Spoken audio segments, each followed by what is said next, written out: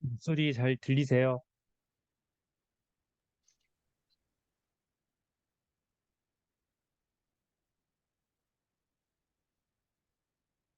참고로 이게 녹화 중이어서 예, 꼭 얼굴 안 드러내셔도 되고 이건 제가 저희 이제 이상심리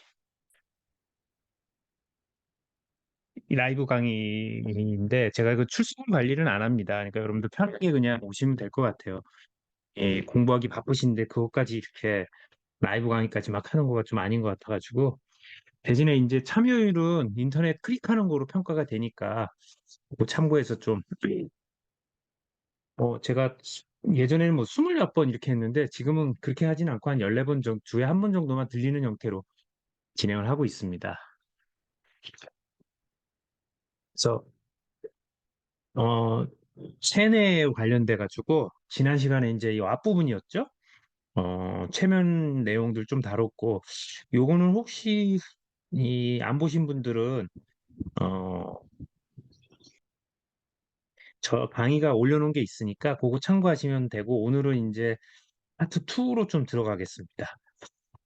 내용이 좀 많을 수도 있고, 그래서, 일종의 서비스 강의로 좀 진행을 하려고 하고, 중간에 궁금하신 거 있으시면 마이크 쓰셔도 되고, 뭐, 채팅으로 주셔도 되고, 제가 혼자서 좀 잘 노는 스타일이라 반응 안 해주셔도 되는데, 간혹 뭐 질문이나 리액션 해주시면 혼자 하는 건 아닌 느낌이 있죠.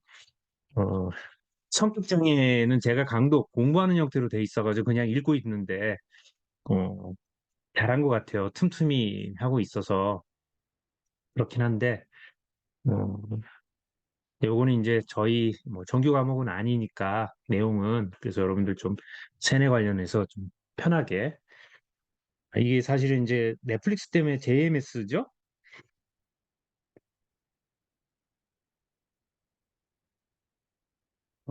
사이비 종교단체 정명석인데 어떻게 그 멀쩡한 그리고 이성적인 사람들이 그런 사이비 종교단체에 빠져드느냐라고 이제 궁금해하시는 것 때문에 많이 오늘 강의 뭐 참여하시고 관심을 많이 가지시는 것 같아요. 물론 이제 요 세뇌 관련해 가지고 유튜브 같은데 뭐 설명하시는 분들이 계신데 제가 설명드리는 건 약간 또 전문적이고 어, 한편으로는 되게 심리학적인 측면을 좀 예, 그래서 이 뇌과다가 사회심리학 예, 그다음에 이제 뇌과학 안에 들어가 있긴 하지만 이 최면이라고 하는 거 정확하게 이제 트랜스라고 하는 인간의 정신 현상들이 있습니다. 요런 주제가 조금 이렇게 연결돼서 설명을 드리는 강의로 이렇게 이해하시면 될 것 같습니다. 대충 뭐 들어오실 분들은 들어오신 것 같아서 어, 진행을 하고 어, 중간에 질문 있으시면 언제든지 질문 주세요. 이게 뭐 이렇게 딱 정해놓고 하는 수업이 아니니까 여러분들 편하게 그리고 오늘 못하면 또 다음에 또 이어서 또 추가적으로 제가 또 설명드리는 거를 이렇게 하겠습니다. 그다음에 만담 스타일로 제 스타일로 그냥 하겠습니다. 어, 제가 유튜브에 뭐 올리기도 하는데 그 워낙 뭐 좋아요, 구독 필요 없는 유튜브라 제 공부하는 내용들 올리는 거라 여러분들 혹시 추가적으로 조금 어, 기억하고 싶다 그러면 거기에 올려놓을 테니까 또 보시면 될 것 같습니다. 제가 이제 왜 세뇌에 관심을 갖게 됐는지를 한번 말씀드렸어요. 혹시 지난 강의 들으신 분들 나시는지 모르겠어요. 어, 결국 이제 저희가 상담학과죠? 예, 기억이 나시는지 모르지만 이 상담학이라는 게 이제 심리 치료도 그렇고 상담도 그렇고 결국은 이제 뭐랄까요? 이 심리적인 고통, 어려움을 경험하는 분들을 도움을 주는 건데 그 도움이라는 게 어떤 상태, 예, 존재라는 표현보다는 어떤 존재라는 거 우선은 이렇게 좀 설명드릴게요. 어떤 상태, 상황에 있는 거를 변화시키는 거죠. 예, 상태 2라고 할게요. 또는 존재 2, 체인지예요. 이게 이제 우리가 공통적으로 다 어떻게 보면 예. 근데 뭐 입장에 따라서는 다를 수 있어요. 달라질 수 있다, 없다 이렇게 생각할 수도 있고. 그런데 뭐가 됐든 간에 이제 상담이 추구하는 거, 심리 치료가 추구하는 게 이제 변화죠. 그 변화가 뭐 우리 본질적으로 뭐 인간의 본성이라든가 이런 거가 바뀌지가 않아도 자기가 어떤 상황이 있을 때 상황부터 벗어나거나 달라지는 상황으로 가는 거예요. 예. 이제 이게 생각이 될 수도 있고, 혹시 또 마이크로 질문하신 게 아니면 제가 우선은 그냥 막 음소거 하겠습니다. 혹시 질문하시는데 이렇게 음소거 하면 오해하실 수 있으니까 마이크 켜고 말씀해 주시면 돼요. 그래서 보통 이게 이제 마음이 고통스러운 상황이죠? 예. 근데 이제 어, 이 고통스러운 상황에서 고통스럽지 않은 혹은 행복한 이런 상황으로 바꾸는 거가 일종의 우리가 심리 상담이라고도 할 수 있어요. 혹은 현재의 상태부터 우리가 원하는 상태로, 희망하는 상태로 바뀌는 것도 우리가 하는 역할 중에 하나이기도 하고 그래요. 근데 이건 이제 저희는 주로 이제 상담은 고통스러운 상황에서 고통스럽지 않은 상황, 조금 더 이렇게 욕심부리면 행복한 상황으로 이제 바꾸는 거가 우리 상담의 일인데 제가 임상장면에서 이렇게 하다 보니까 이 변화라는 게 굉장히 어렵더라. 이게 가능하냐, 안 하냐. 여기 학우님들 중에는 사람이 바뀔 수 있다. 바뀔 수 없다. 이렇게 생각하시는 분들이 이제 생각이 나뉠 거예요. 이렇게 나이를 많이 먹고 경험이 쌓이면 참 사람이 안 바뀐다. 사람 바꿔서 쓰는 거 아니다. 뭐 이런 식의 언급들도 하죠. 근데 어쨌든 우리 미션은 이거잖아요. 근데 제가 이제 이런 관심, 호기심으로 정신분석도 깊이는 아니지만 공부를 조금 많이 한 편이고 그 당시 제가 공부할 때는 이제 정신분석이 아주 기본적인 학문이었으니까요. 그러다 보니까 이게 사람을 이해하는 것 같고 그런 건 있는데 어, 변화에 대해서는 조금 퀘션 많고요. 예, 그래서 가졌던 질문이 이게 통찰을 하게 되면 변화가 일어나느냐? 근데 꼭 그렇지가 않더라는 거예요. 그래서 프로이트도 아주 야근 잔머리를 썼죠. 우리 훈수비라고 하는, 예, 훈수비라고 하는 걸 이제 이야기해요. 이건 뭡니까? 통찰 이후에 행동을 받기 위해서는 훈수비 불구 용어죠. 가랑비에 옷 젖는 거. 이런 과정이 이제 걸린다, 필요하다. 이런 식으로 이제 언급을 했어요. 근데 되게 쉽지 않아요. 그래서 프로이트는 정말 치료를 잘했는가 확인해 보면 전집이 뭐 20권 되는데 모든 케이스가 많아요. 뭐 한스 케이스도 있고 랩맨, 쥐인간도 있고 늑대 인간 뭐 이런 것도 있어요. 이게 무슨 영화 제목이 아니라 책 이름이에요. 뭐 환자 케이스들 이렇게 했는데 안 나오고 뭐 케이스도 있고. 근데 실제로 확인을 해보면 치료가 성공한 케이스는 아무것도 없다 그래요. 드라마는 연락 친 거죠. 예. 이 대석학 정신분석을 그냥 신봉하는 분들한테 이런 얘기하면 엄청 싫어하는데 어차피 여러분들은 아마추어니까 제가 뭐라고 하든 간에 그런가 보다 하니까 제가 이제 제 나름 말씀드리는 겁니다. 혹시 뭐 궁금하신 거나 예, 구라를 엄청 썼어요. 그래서 지금 제가 이렇게 보니까 야 이건 어, 소설이다. 예. 그러니까 문학 작품으로서는 좋은데 인간을 정말 제대로 변화시키는 측면에 있어서는 이게 황당한 거구나. 이런 생각이 이제 많이 들었습니다. 그러면서 이제 우리 인지치료라는 것도 있고, 예, 슬라이드 하나 가지고 한 시간 하겠네. 제가 요 How to Change까지 돌아가는 과정들을 이제 설명을 드립니다. 제가 이렇게 이제 말씀드리는 건 여러분들이 이제 방황을 좀 덜 하고, 여러분들 상담이나 이런 걸 좀 제대로 했으면 하는 이 분야의 유경험자로서, 예, 해봐도 다 안다 뭐 이런 건 아닙니다. 네. 이건 여러분 뭐 책에도 나오지도 않고 여러분들은 기본적으로 뭐 프로이트 이론도 배우고 인지행동 치료도 배우고 이렇게 배워야 돼요. 예. 아마추어 상태에서 배워야 되지만 제가 이제 말하는 거는 이 임상적으로 실제 이제 작동하는 걸 찾는 맥락에서 말씀을 드리는 거라. 예. 그래서 알아서 이렇게 막 까는 건 아니다. 근데 다만 이제 경험을 말씀드리는 거예요.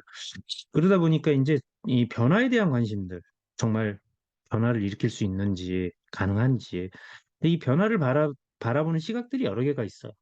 그래서 여러분들이 로저스의 인본주의, 인간 중심은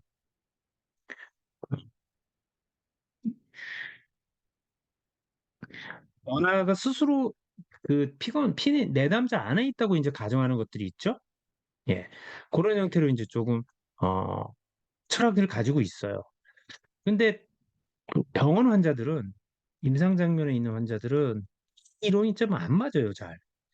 그러다 보니까 다양한 접근 방법도 찾는데 제가 또 성격상 되게 급한 면이 있어가지고 세워라 내워라 7년 8년 하고 좋아지는지 안 좋아지는지도 모르고 이런 거보다 조금 더 빠르게 변화를 일으키는 게 뭔가를 조금 고민하다가 이제 만난 것 중에 하나가 동기 강화 상담이에요.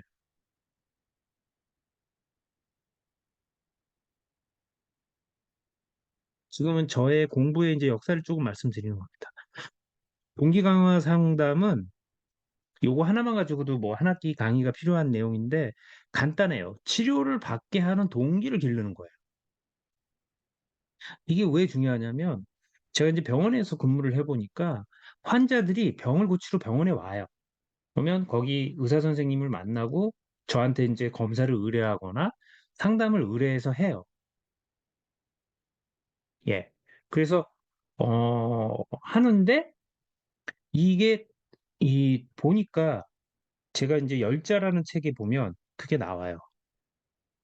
이게 도가의 경전 중에 하나로 경전까지는 아니지만 일종의 우화집 같은 건데 거기 보면 이제 용을 잡는 칼 기술, 용 잡는 무술 기술, 혹은 무술을 배우기 위해서 헤맨 무도인 얘기가 나와요. 그래서 용 배우는 스승 찾는데 몇 년, 그 스승을 찾아서 산에 들어가서 한 10여 년의 수련을 받고 하산을 합니다. 너는 이제 용을 잡을 수 있다. 그래서 내려와가지고 딱 이제 자기의 실력을 발휘하려고 하는데 문제가 뭐예요? 용이 없어. 용아 어디 있니? 이렇게 된 거예요. 그 책이 만화로 된 게 있는데 그렇게 끝나요. 짧은 이야기입니다. 그 노자책은 아니지만 장자책이 이렇게 우화로 돼 있듯이 그 내용이에요. 그거랑 같아요. 여러분이 이제 여러 치료 이론을 배우는데 이게 가만히 전제되는 거냐? 환자가 온다라는 전제가 있어요. 내 앞에 환자가 있다라는 거예요. 요리 이 일을 하는데 재료가 다 있는 거야. 근데 현실은 어떻습니까? 어, 보통 이제 병원에서 근무를 하면 이 환자를 데려오는 사람의 역할을 하는 게 의사죠. 정신과 의사. 여러분이 만약에 이제 개업을 했다 그러면 연구소 자체에 환자들이 와야 돼요. 그러니까 정작 중요한 게 환자가 오는 거고 또 중요한 게 뭐냐면 온 환자가 계속적으로 와야 돼요. 아니, 우리가 저기 로또가 당첨되려면 로또를 사야 되잖아요. 로또를 사지도 않고 로또 당첨되는 기술을 배우고 아무 의미 없죠. 아, 이게 주객이 전도돼 있구나라는 이제 생각을 하게 됩니다. 그러다가 어떻게 하면 그러면은 환자를 오게 할까? 그다음에 제가 그때 근무할 때는 이제 제가 가정한 거 제가 차렸을 때 나의 능력으로 내담자를 오게 할 수 있는 게 뭘까 이렇게 고민을 하다가 보니까 우연하게 이 동기강화 상담, 예, 모티베이셔널 인터뷰라고요. MI라고 하는데 요게 실제로 개발된 거는 알코올리즘, 알코올릭스라고 하죠. 그러니까 약물 중독인 이분들이 치료를 동기를 유지하고 변화를 일으키도록 만든 어, 예. 모티베이셔널 인터뷰예요.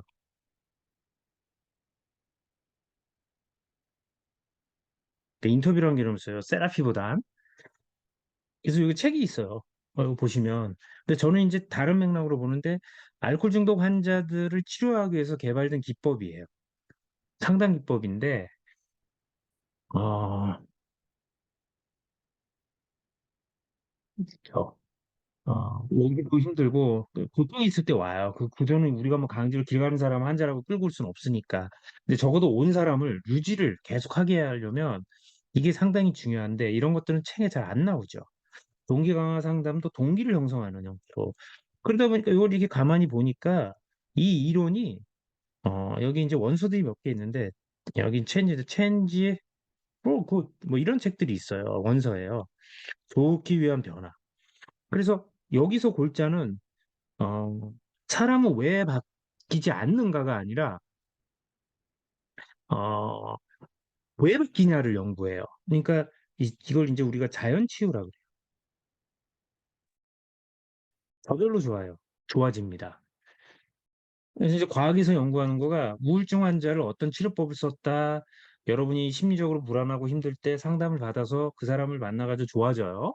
그럼 이게 상담을 안 받고, 아, 상담을 안 받고 그냥 그 우울하고 불안한 걸 놔뒀는데도 좋아질 수 있어요. 그런데 가둬도 좋아질 수 있어요. 근데 놔뒀는데 좋아지면 상담을 해서 좋아진 게 아니라 저절로 좋아지는 거죠. 이런 걸 자연 치유, 자발적 회복 뭐 이렇게 얘기해요. 이 회복은 여기서 말하는 회복은 이제 행동주의 용어이긴 한데 여기더 가까워요. 자연 상태에서 좋아지는. 우린 그런 게 있어요. PTSD를 경험해도 좋아집니다. 치료를 받지 않아도. 치료를 하면 이게 더 효과가 있는 거예요. 근데 그럼 저절로 좋아지는 사람은 왜 좋아지지? 이런 질문을 하면서 인제 요 동기 강화 이론을 개발하기 위해서 만들어진 여러 가지 심리학적인 연구들이 있어요. 그중에 하나가 설득이에요. 그러니까 persuasion 맞나? 예. persuasion. 한번 찾아보시면 이게 설득이죠, 설득? 이건 인제 사회심리학에서 나와요. 요런 개념들이 나와요. 그래서 이거 음 호기심이 가는 거죠. 근데 이 설득을 보니까 이 설득이라는 게 A라는 사람이 B라는 사람의 생각을 변화시키는 거잖아요. 짜장면을 전혀 어 예. 진짜 제가 강의하면서 중간중간 질문시는 거 드리는 걸 읽어 놨다 나중에 설명드리는데 설득의 심리학이 사회 심리학에서 나온 요런 개념이에요. 예. 그래서 지금은 그 책 이후에 그 사람이 쓴 더 좋은 책이 하나 또 나와 있습니다. 그 책은 이따 저 강의 다 들으면 제가 또 추천을 해 드릴게요. 그 퍼수에이션이에요. 그러니까 이게 보면 우리가 가스라이팅도 그렇잖아요. 내가 A라는 사람이 B라는 여자를 계속 뭐예요? 설득하는 과정에 있는 거예요. 그게 폭력적인 거가 됐든 유혹이 됐든 계속 이렇게 하든 그런 게 들어가요. 설득. 그리고 광고도 설득이죠. 이런 거에 인제 돼요. 그러니까 '와 사람들을 변화시키는 거가 이게 있구나.' 근데 여기 보면 이게 인제 동기 강화 상담에 보면 이것들이 나와요. 어떻게 설득을 하는지에 대한. 그러면 인제 이따가 뭐 강의 때 설명드리겠지만 오늘 2 시간 하려고 그러는데 시간 부족하겠는데? 음 이건 여러분 돈 내고도 못 듣습니다. 제가 잘난 척하면. 어 어쨌든 그쵸. 사기꾼들이 인제 설득을 잘하는데 그 패턴이 있다라는 거예요. 그럼 뭐 '사람들은 왜 설득이 될까? 왜 설득이 안 될까?' 이런 원리들이 있어요. 근데 그래서 인제 한번 말씀드리겠지만 세뇌를 하는 사람들은 혹은 설득을 하는 사람들은 절대로 설득하지 않아요. 이제 동기 강화 상담의 기본 원칙 중에 하나가 인간은 설득당하지 않는 존재라는 걸 전제로 합니다. 이거 뭔 얘기야. 무슨 우린 설득한다 그러고 설득을 한다 그러고 내 의지대로 하고 오는데 근데 인간은 그런 명제가 있어요. 자 이거는 여러분이 인제 좀 기억을 해 두시면 설득의 개념은 이 인간 중심의 개념이랑은 약간 다른데 요건 차후에 한번 설명드리겠습니다. 그럼 인간 중심 상담은 사람을 설득하지 않는 거냐라고 했을 때 사실은 보기에 따라 달라요. 음. 그 설득에 관련돼서 이 동기 강화에 나오는데 이건 맞아요. 사회심리학 연구도 그렇고 설득은 인간은 타인에 의해서 타인이 설득을 할 수 없는 존재예요. 예. 여기서 시작합니다. 여러분이 여러분 아이의 마음을 바꿀 수 없고 여러분 남자친구의 마음을 여자친구의 마음을 바꿀 수 없어요. 인간은 왜 설득당하지 않으니까. 그런데 예외가 하나 있어요, 모든 인간. 인간은 자기 자신에게 설득당해요.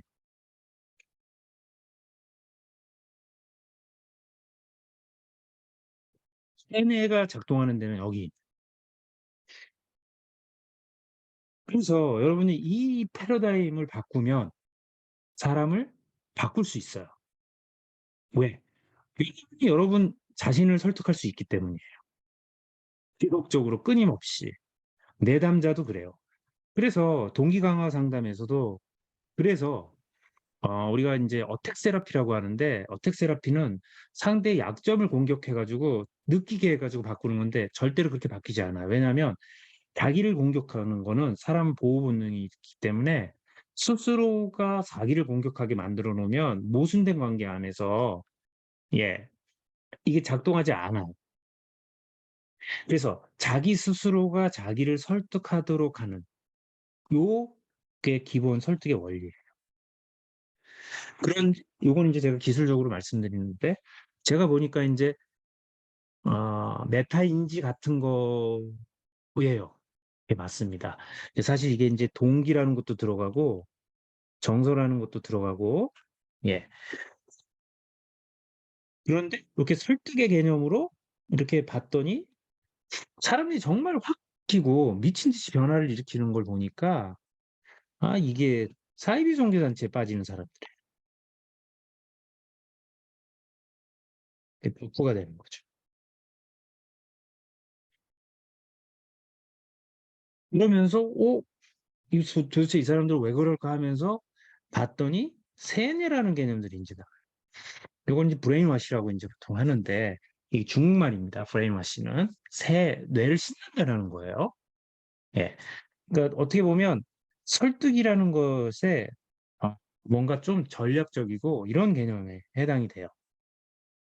그러면서 세뇌하니까 우리가 이런 것 때 떠올릴 때 뭐가 있습니까? 세뇌도 있고 최근에 보면 레드썬을 하든 뭐 하든 이랬을 때 어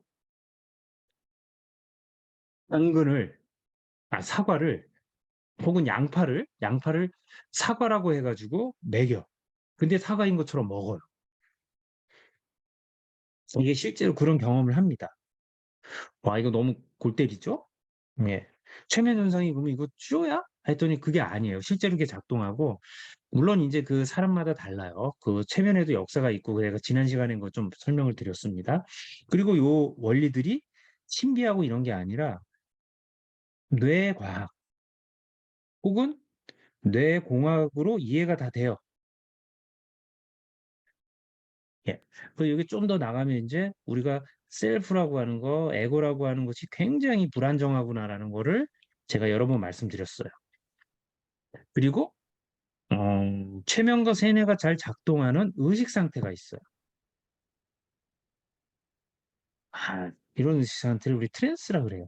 그러면서 제가 인제 최면을 공부하고 이건 직접 돈 내고 배우기도 하고 돈 많이 썼습니다.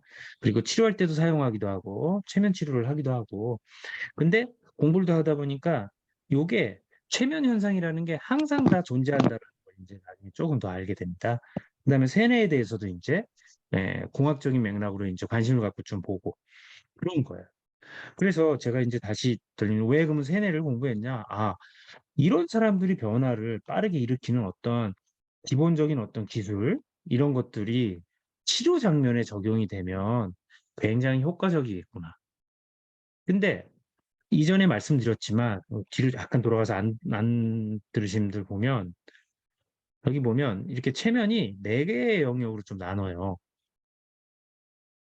이거 저번 강의 파트 1 들으신 분들 계시면 기억이 나실 텐데 예 보시면은 어 체면 걸겠다고 하고 거는 게 있어요. 이걸 노출이에요. 근데 체면을 거는지 모르고 체면을 거는 게 있어요. 이게 잠입입니다. 그리고 직접적으로 체면을 거는 게 있어요. 이게 직접 체면이에요. 근데 체면을 거는데 "내가 체면을 걸겠습니다."고 하는데 직접적인 방법을 지시하거나 이렇게 하지 않고 우회적으로 하는 게 있어요. 이게 간접이에요. 그래서 이게 4 개로 나눠요. 그래서 여러분이 알고 있는 해결 중심 요법 치료 요런 것들 사티어의 기법이나 이런 것들은 여기에 좀 들어가고 예. 그다음에 에릭슨이라는 분이 있어요. 그리고 제가 공부했던 건 데이브 엘먼이라고 하는 분의 네오 엘먼이라고 하죠. 그 루틴이 있어요, 체면을 거는. 그래서 요렇게 하는데 요게 공부를 또 하다 보니까 이걸 다크 아트라 그래요. 아까 여기 심리 조정 이렇게 얘기했는데 마인드 컨트롤을 하는 예 조작이라고 보통 하는 이런 식의 기술을 하는 사이콜로지 영역이 있어. 그걸 다크 아트 또는 어둠의 심리학, 어둠의 기술 이렇게 얘기해요. 그래서 이건 굉장히 악용당할 가능성들이 많죠. 이거 정치인들도 은연중에 많이 쓰고 사람들을 이렇게 혹하게 하는 사람들이 많은 기법들입니다. 예. 그러니까 이게 노출시킨 상황에서 하는 건 그나마 윤리적이죠. 이런 건 치료 장면에서 치료를 받으러 오니까 그나마 어떻게 보면 잠입이고 간접적이지만 알아요. 아, 대충 이 사람이 이렇게 하는 거구나. 근데 어떤 경우엔 이런 거를 모르게 잘 적용시키기도 해. 그래서 이걸 모르게 활용해가지고 자기의 재산과 그러니까 돈이죠. 뭐 이런 것들, 뭐 여성이면 몸, 남성이면 재산, 노동력 이런 것들을 갖다 바치게 만드는 어떤 자기 설득하는 과정이 일종의 사이비 종교단체에서 사용하는 기법들이다. 이렇게 말씀드릴 수 있어요. 이분은 워낙 유명한 분이어가지고. 예. 그래서 이건 이제 뭐 여기 보면 이제 이 전통 체면과 현대 체면, 예, 그래서 어, 제 체면도 이제 굉장히 많이 진화되어 있는데 사실 이게 이제 뇌과학이라든가 불교 이론에 좀 가깝고 그렇습니다. 교회에서 기독교에서도 체면을 되게 무서워하죠. 예. 그 왜 그렇습니까? 종교가 일종의 체면이기 때문에 그래요. 기본적으로. 그래서 마르크스가 오죽하면 종교는 아편이라고 했습니까? 아, 질문이 나와서 말씀드리면 이거는 대중들을 선동할 때도 많이 쓰고 히틀러가 전형적으로 이런 체면을 대중들에게 썼죠. 정확히 괴델이라는 사람이고 대중은 집단은 사회심리학적으로 지능이 낮아집니다. 집단의 특징이에요. 집단 속에 있을 땐 자기 주장을 못해요. 뒤에서 말씀드리는데. 그래서 제가 어쨌든 공부하면서 이런 세계가 있구나라는 걸 알고 연구를 많이 하고 공부하고 치료에도 적용시키고. 예. 어, 불교도 체면을 엄청 잘 쓰고 종교는 기본적으로 체면 현상을 이용합니다. 트랜스를 상당히 이용을 많이 하고 교육도 마찬가지예요. 제가 그 체면 강의에서 한번 그래서 이제 그 공부를 이렇게 하다 보니까 예. 사이비 단체 교주 어떻게 인간을 변화시키는가. 브레인와시. 예. 음. 그래서 요거는 이 뒤에 제가 역사는 언급을 지금 자료에 여러분들이 있나 모르겠네. 예, 뒤에 있으니까 넘어갈게요. 요 어원부터 어떻게 되는지. 그러면서 제가 요걸 한번 설명드렸어요. 우리 정신 구조라는 거가 이게 굉장히 허술하다. 이건 저도 마찬가지고. 그래서 우리가 이 셀프라고 하는 거가 굉장히 허술한 형태고, 어, 셀프라고 하는 거 우리 몸과 굉장히 밀접하게, 몸 없이 나도 없죠. 그리고 뇌가 만들어내는 프로세스로 나타나는 거고 여러분이 의식하고 알고 있는 거는 이게 이 부분은 프로이트가 맞는데 굉장히 작은 영역이고 우리 무의식은 절대로 우리가 접근할 수 없어요. 그리고 무의식이 작동하는 방식에 관련돼서 하는 프로세스는 어, 우리 의식으로는 컨트롤이 안 되는 영역들이 있습니다. 그게 왜 그러냐면 우리 감각이 그렇게 구성되어 있어요. 우리의 뇌가. 예, 그렇게 됩니다. 그래서 우리가 외부의 사건이 일일이 한 100기가바이트가 들어온다 그러면 우리가 의식적으로 처리되는 거는 16비트밖에 안 돼요. 나머지 튕겨져 나가고 이조차도 이렇게 삭제, 왜곡, 일반화돼 가지고 필요한 정보들만이 처리돼요. 그러면서 이게 실시간으로 그 내부 표상이라고 합니다. 보통 이미지로 돼 있기도 하고 감정, 그다음에 우리 몸의 상태가 서로 연동을 하면서 실시간으로 프로세스 되는 과정이 우리 인간이라고 볼 수 있어요. 근데 이거에 어떤 실체는 없어요. 이게 우리의 의지로 돌아가는 게 아니라 의지로 돌아간다는 착각을 만드는 거예요. 이럴 때 요때 요런 의식이 처리하는 정보를 우회해서 들어가 가지고 작동하게 하는 거예요.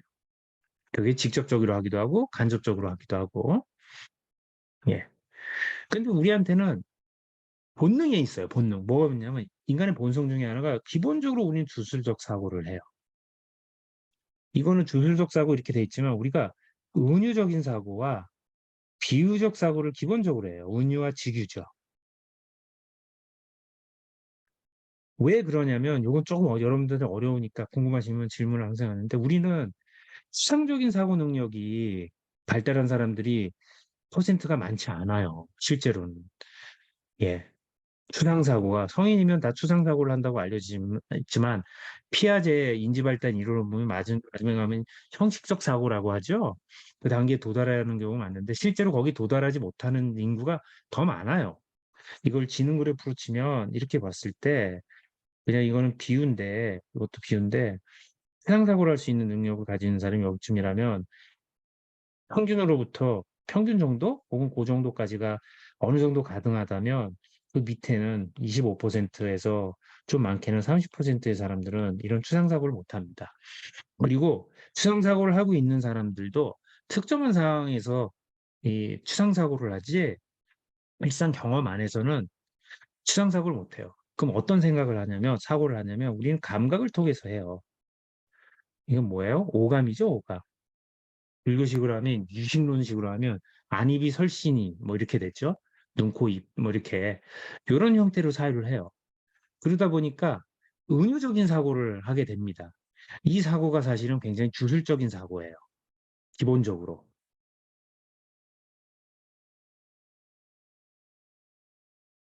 우리가 여러분들 뭐 남자분들 뭐 아시겠지 모르지만 그 뭐예요? 어 제주도 가면 저기 뭐 이거는 제주도 가면 왜 돌 하루방 코를 이렇게 만져서 그 가루를 먹으면 아들을 낳는다고 하는 거. 이런 사고들은 다 얻는 사고입니까? 병렬적 사고예요. 병렬적. 은유적 사고예요. 은유적. 해구신이 뭡니까? 해구신. 물개 거시기잖아요. 물개 거시기가 정력에 좋다고 생각해서 그건 왜 그래요? 과학적으로 그러냐 아니라니 이거 뭐 거기에 있는 호르몬 때문일 수도 있겠지만 일개 생식기 남자 그러니까 수컷 생식기가 상징적으로 예. 그러니까 이게 뭐예요? 병렬적 사고예요. 어떤 논리적 연관성이 있는 게 아니라 유사하거나 이랬을 때 어떤 기능을 한다라는 생각들을 해요. 이게 이제 원시인들이 하는 사고 방식이죠. 근데 우린 인간이 기본적으로 그런 사고를 하도록 되어 있어요. 근데 이거로 또 멀어져 있는 사고가 뭐예요? 과학적 생각이에요. 과학적. 그중에서도 어때요? 수학적. 근데 수학적 사고는 어떻습니까? 이게 추상화된 완전히 추상적 사고죠. 그러니까 우리가 이걸 오감으로 해석하기가 어려워요. 물리학 보세요. 우주가 몇 차원으로 돼 있어요? 11차원이에요. 그러면 가로, 세로, 높이 하면 3차원이에요. 이것만 해도 우리는 감각은 끝이죠. 근데 여기 뭐가 있어요? 시간의 흐름은 대충 느껴요. 그러면 그거 국가돼봤자 4차원이에요. 근데 이 우주는 11차원으로 돼 있대요. 그럼 나머지 차원은 어떻게 돼 있는 거예요? 몰라요. 유추할 뿐이에요. 은유적으로. 왜 몰라? 이건 수학적인 형태로 현실이 실제가 수학적인 거에 가까운데 그런데 수학적인 원리에 의해서 나와서 감각으로 전환을 못 시키고 그냥 오감을 통해 가지고 이런 걸 할 때 이게 제가 좌표 그린 것만 해도 이건 은유죠. 이게 이렇게 축을 넣고 이게 안 돼요. 근데 11개 차원이에요.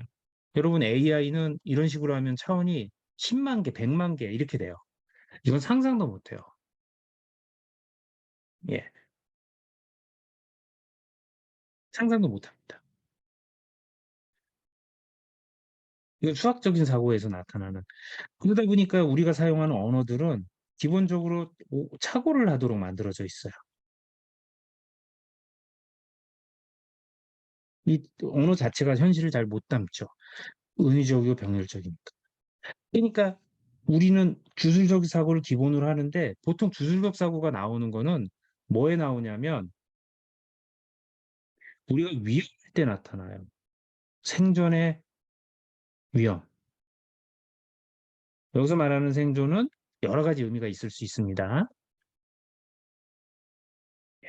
여러 가지 의미가 있을 수 있어요.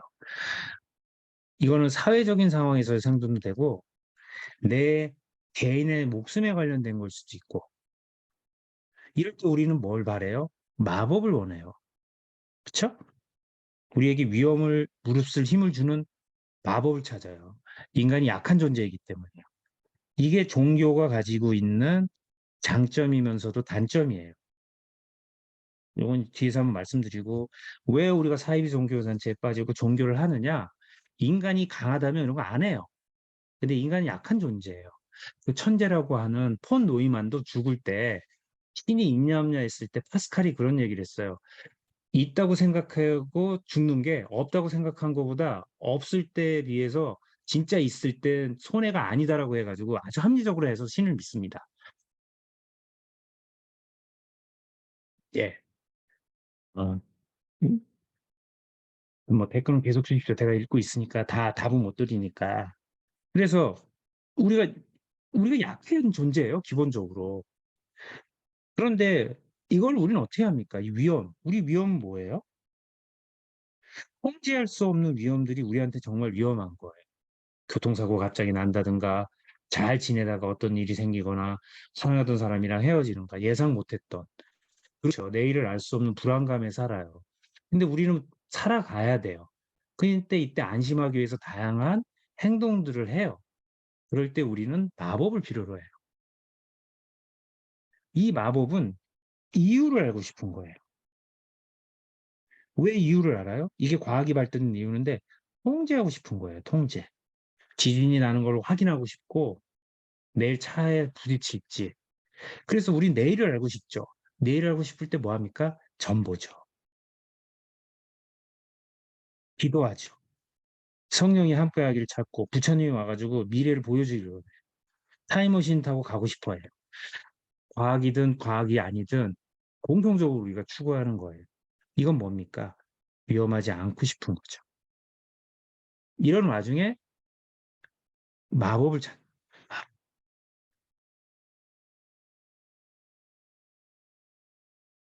그래서 젊은 사람들은 신앙생활 잘 안 하죠.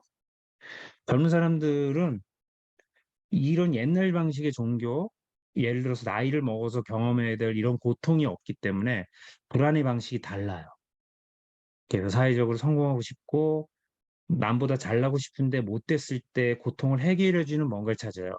그게 다단계이기도 하고 사이비 종교이기도 하고 때 같은 성인이 추구하는 거랑 어른들이 추구하는 나이 먹은 사람이 추구하는 거랑은 다르죠. 그러니 이 아이들한테 종교를 강요하면 종교를 믿지 않죠. 왜? 걔네들이 위험하게 여기는 건 달라요. 소속감과 이게 뭐 나이 먹어도 마찬가지지만 자 골자는 뭐냐면 우리가 약한 존재라는 거예요. 그러니까 우리 교수를 필요로 해요. 기본적으로 누구나. 예. 뭐 종교적으로 말씀을 하시는 분이 계셔가지고 이렇게 하시는데 이해합니다. 근데 불교도 그런 식으로 할 수 있어요. 예. 어, 달라이 라마교를 믿으면 목숨도 내놓죠. 티베트 스님들, 뭐 베트남 스님들, 아, 불도 이렇게 하고. 그러니까 분별이라는 거는 내가 정답일 때 저쪽은 분별을 못하는 거고 저기가 정답이면 내가 못하는 거니까 상대적인 용어고 뭐 그거 가지고 제가 뭐 논쟁을 하거나 그렇진 않습니다. 예. 제가 이제 말씀드리는 거는 과학적으로 검증 가능한 형태의 경험과학적인 맥락도 있지만 정답이라고 말씀드리는 게 아니라 뭔가를 이제 논의를 펼칠 때 이걸 기본으로 믿고 시작하는 거랑 이거에 대해서 다른 걸 가지고 있을 때는 논지가 이제 달라지니까 예. 그래서 지금 글 올리시는 거 이렇게 보면 아 맞습니다. 틀렸던 얘기를 하는 게 아니에요. 근데 저는 이렇게 느껴지는 거예요. 환자들이 환청을 경험하는데 그 사람은 경험하는 거예요, 그걸. 그래서 야, 너는 환청이 틀렸다고 얘기 못 해요. 왜냐면 들으니까. 근데 제가 말씀드리는 거는 이걸 이제 객관적으로 봤을 때 그 환청 경험이 환청인 거가 아닌 걸 구분하는 것이 이미 연구가 많이 되어 있는 것들이 있다. 근데 이게 내 경험이 틀렸다고 부정하는 게 아니라 이 경험이 신비한 경험이 아니라는 거예요. 이 믿음에 관련된 부분이라 예, 사람마다 다 틀리죠. 예. 그래서 성격상 아닌데 지금 뭐 신앙적으로 열의가 있고 믿고 있는 거나 지금 뭐 하구님 보고 세뇌 수칙으로 시면 본인이 이 흠뻑 빠지고 싶지 않는 사람이라는 거에 세뇌에 빠져 계신 거예요. 그래서 이제 이걸 이렇게 이셔야 돼요. 내가 어디에 세뇌되어 있냐는 걸 아는 거가 중요해요. 믿음이 세뇌죠, 기본적으로. 예. 근데 여기서 이제 경계가 약간 달라져요. 왜냐하면 이렇게 보면 세뇌가 아닌 게 없습니다.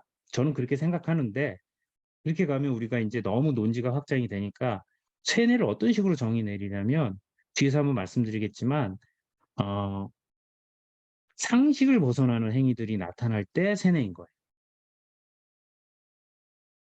얘가 하나님이 좋아서 믿어요. 봉사하고 좋아요. 그런데 어느 목사가 나보고, 야, 너 하나님 믿으려면 나한테 집 내놔. 돈 내놔. 우리 하나님 위해서 집 짓자. 정확하네요. 그 한국 교회는 기본적으로 문제가 되는 게 이거잖아요. 모여라, 돈 내라, 집 짓자가 명제로 다 정해. 지금 아주 교과서적 인물이 목사라는 이름으로 살고 있는 정광훈, 이건 사이비도 아니에요. 제가 볼 때 양아치인데, 아니, 뭐 얘기하자면 더. 자, 그래서 제가 여기 강의를 하는 이유는 여러분이 멀쩡한 정신으로 적어도 속는다면 내가 뭐에 속는지는 알고 살라고 이제 말씀드리는 겁니다. 속지 말라 이런 건 없어요. 우린 누군가에게 속으니까. 예.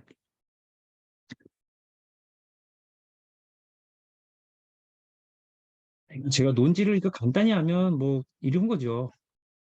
그건 각자의 생각이지. 뭐 이렇게 정리하면 다, 예. 그래서 우리가 공통의 무엇인가를 가지고 할 때 믿음을 강요하게 되는 거는 내가 믿는 거를 상대도 믿게 하는 건 넌센스라는 거예요. 예. 그래도 제 강의는 되게 위협적일 수 있습니다. 예. 그- 그런데 진정한 종교는 내가 믿는 거에 확신이 있는 거가 아니라 다른 곳에 있다라는 건 제가 영성에 관련돼서는 따로 한번 말씀드릴게요. 얘기가 나와서 그런데 에반게리즘이라고 하죠. 뭐예요?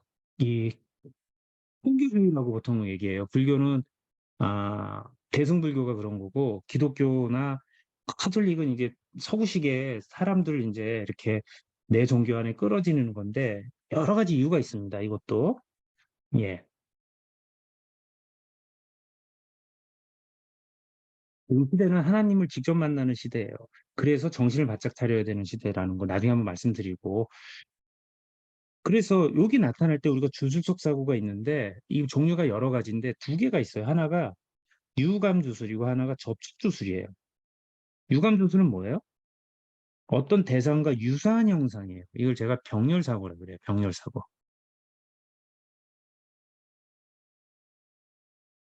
병렬 사고는요. 유사해요, 그냥. 그래서 여기 만두 나오죠. 이거 저희 그 지난 시간에 좀 했었어요. 만두가 뭡니까? 제갈공명이 그 총나라죠? 총나라가 밑에 그 월남이죠, 월남. 예.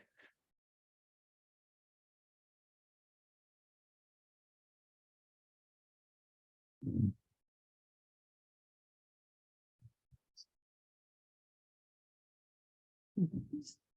저 지금 그러는 것 때문에 그 뭐 예, 그 어려운 기술은 아니에요. 쇼츠는 워낙 인간이 집중력이 짧아가지고 생기는 거라. 어쨌든 이 만두가 보면 사람 모습 닮았죠? 예. 그래서 여기다 고기 넣고 해가지고 이거 삼국지 보시면 나오는데 이게 주술이죠. 그래서 만두가 원래는 뭐예요? 인신공양을 상징하는 거예요. 그래서 사람을 진짜 목을 잘라가지고 이렇게 할 수 없으니까 제갈공명이 워낙 많은 베트남 사람들이죠. 지금 치면 전쟁하면서 베트남 분한테 얘기 들었는데 이게 중국에서 베트남을 침략하기가 좋답니다. 강이 이렇게 나 있대요. 중국에서부터 이렇게. 그러니까 배만 타고 그냥 내려가면 돼. 예. 그러니까 이제 제갈공명이 전쟁해가지고 하도 많이 죽이니까 이런 데서 귀신들이 막 이 내용에 보면 이제 막 바람을 일으키고 막 이렇게 되니까 이걸 좀 언혼을 달래기 위해서 인신공양을 예전에 했는데 그렇게 못하니까 만두를 만들어서 줬다는 거예요. 이런 거예요. 이게 유감주술이에요. 유감주술은 뭔가 대상이 특정한 형상이나 속성을 지니고 있다라는.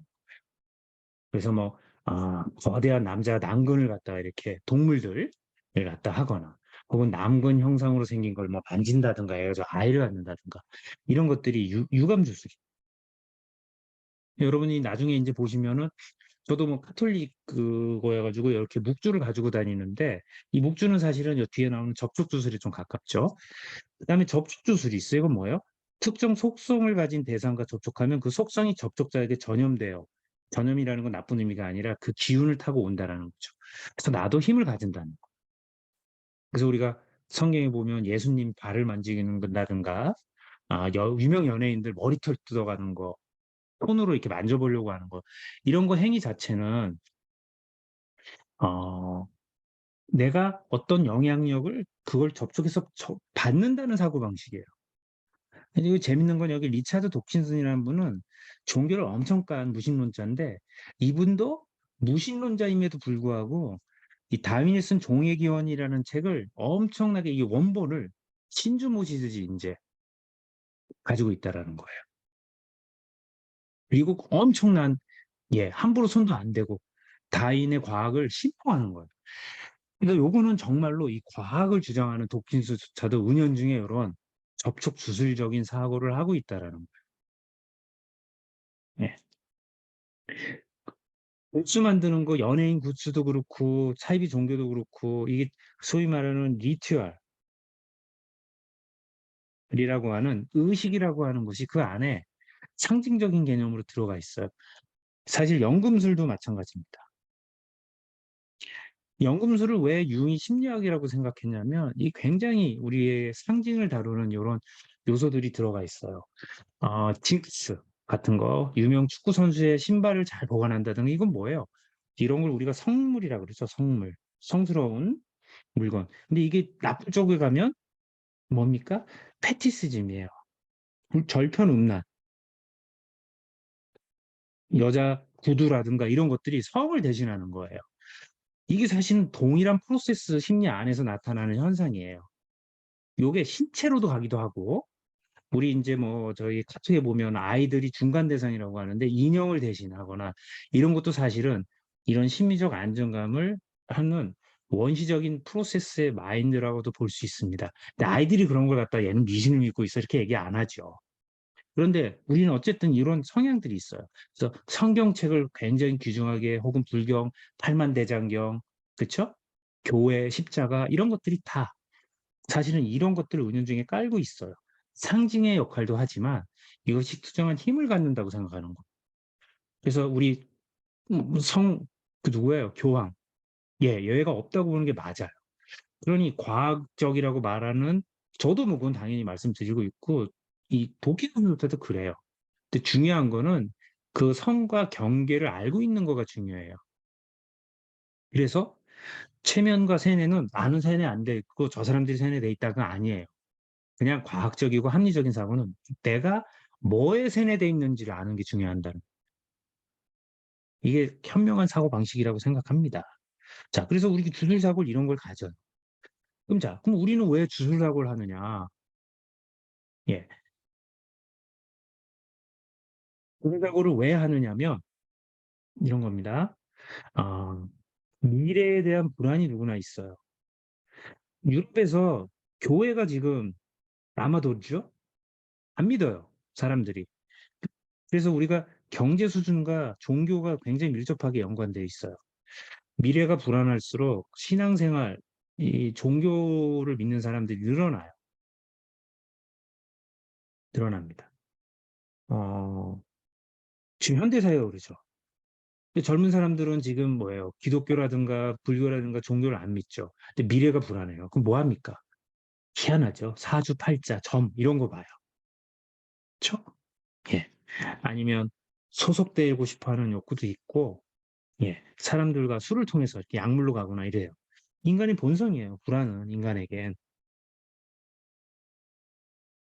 그러면 여기서 인제 제가 간단하게 이렇게 일반적인 걸 인제 했지만 자기 계발도 마찬가지입니다. 그걸 긍정의 산업이라고 합니다.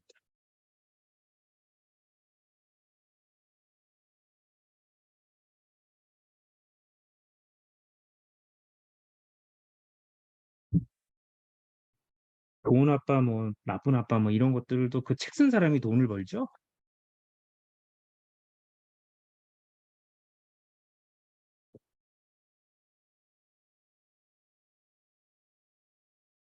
여기 착실한 두 분이 계시네요.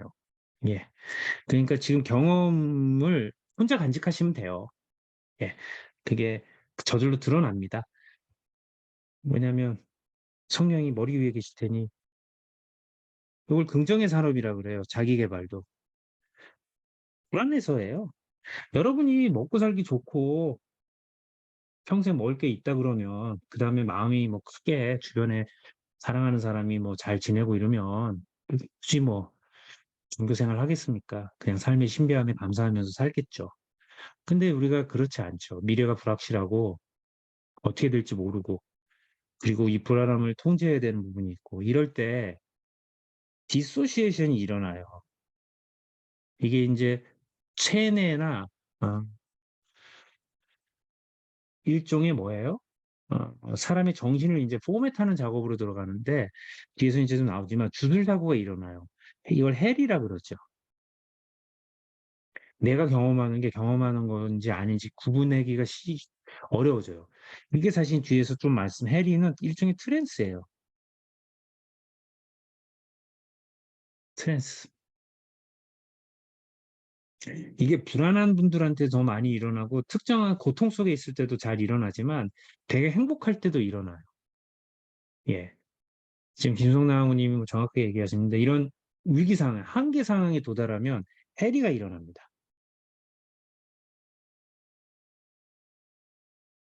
내가 알고 있는 모든 게 이제 무너져 내리죠. 예측한 세상이 달라지고 일종의 삶을 흔들어 놓는 경험. 그러면 이게 뭐가 현실인지, 뭐가 내 경험인지, 뭐가 실제인지가 헷갈려요. 그럼 현실감이 선명도가 저하돼요. 그러면서 이게 2인증 비슷하게 가면서 경계가 모호해집니다. 자아의 경계가. 이게 자아가 어떻게 되는 거예요? 개방이 되는 거예요, 사실은.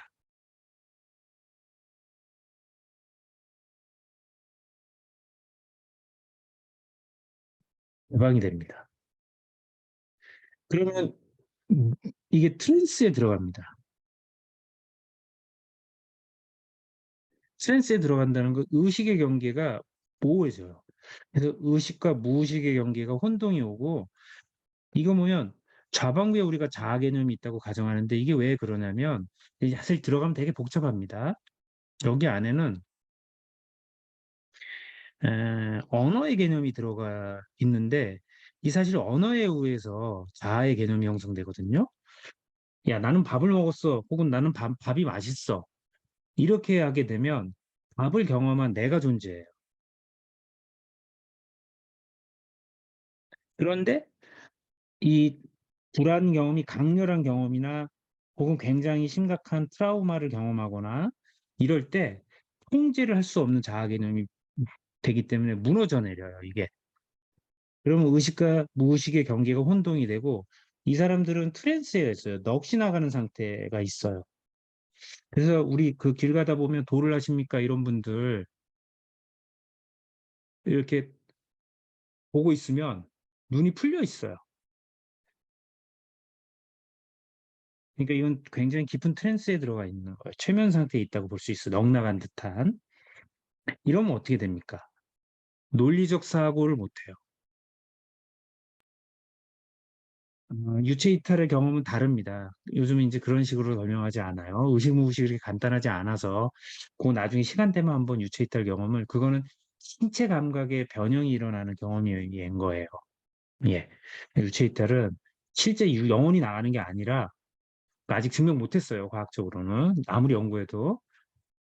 예. 임사 체험도 그게 임사 체험이 있다고 얘기되지 과학적으로는 여러 실험을 합니다. 수술실 위에다가 이렇게 KBN 위에 사람이 올라가서 천장에서 보기 전에 알 수 없는 글자를 지나가게 하는 네온 사인 같은 걸 두어요. 그러면 혼수 상태 빠진 사람들이 유체 이탈이 되면 이게 정말로 객관적으로 올라왔으면 그 글자를 볼 거 아니에요. 그래서 살아난 사람한테 물어봅니다. 예. 어 "글자 본 게 기억나냐?" 아무도 대답 못 합니다. 나중에 한번 말씀드리겠지만 이 종교 체험이라는 게 주관적 경험하는 데서 일어나는 거라 이거를 이 프로세스는 조현병 상태랑 똑같습니다. 그래서 이걸 맹신하면 안 돼요. 그럼 내가 평범해지잖아요. 그게 기적이에요. 신비가 없다라는 거. 이거 나중에 또 한번 말씀드릴게요. 어쨌든 이게 심각한 손상 경험, 불안, 삶의 위기, 믿었던 아들의 배신 뭐 이런 것들이 우리 정신으로 오면 무너지죠. 무너집니다. 이러면 이 현실감이 무너져요. 약해지죠. 그럼 자아 경계가 이게 정말 꿈인지 생신지 예 이렇게 돼요. 뭐 체념 증후군이 어떤 건지 제가 잘 몰라서 뭔가를 체념하는 것 같은데 이거 자포자기 형태인데 그게 해리 현상처럼 나타나서 이렇게 여기에 가깝습니다. 그럼 이게 뭐냐면 나를 통제하고 있던 정신 이것이 무너지죠. 그럼 뭐가 일어나냐면 이건 잠재의식 개방이 이렇게 되는데 사실 이건 정확한 표현은 아니고 이건 옛날 프로이디식 설명이고 이게 일어나요. 이성적 사고가 논리적 사고가 무너집니다. 약화돼요. 약화됩니다. 그러면 퇴행되고 원시적 사고가 출현해요. 이게 아까 나온 이런 사고가 이제 돌아가기 시작하는 거예요. 마법이에요, 마법. 마법이죠. 마법. 이걸 얘기하면 마법을 경험하도록 만드는 상황이 오게 되는 거예요. 그래서 여기 미래의 불안은 뭡니까? 경제적 불안정, 우리 많죠. 이별하는 거, 사별하는 거, 실직, 사회적 불안정, 정치 불안정, 건강에 대한 위기, 내가 안정되게 미래를 예측하고 이럴 거라고 하는 것들이 무너져 내릴 때 나의 경계가 무너지죠. 이때 깨달음을 얻는 사람들도 있고 영성 체험을 하는 사람들도 있고 그래요. 극단적인 상황 안에서 근데 보통은 부정적인 형태로 많이 가고 저 붕괴되는 경험들을 많이 합니다. 그리고 그 상태가 아니어도 이 사람은 굉장히 뭐예요? 취약한 사람이 돼요. 왜? 이 자아 비판적 의식이 약화돼 있으니까. 그래서 여러분들 이런 어려운 경험한 사람들 어때요? 지푸라기도 잡고 싶잖아요. 이런 사람들한테 파고드는 게 사이비 종교입니다.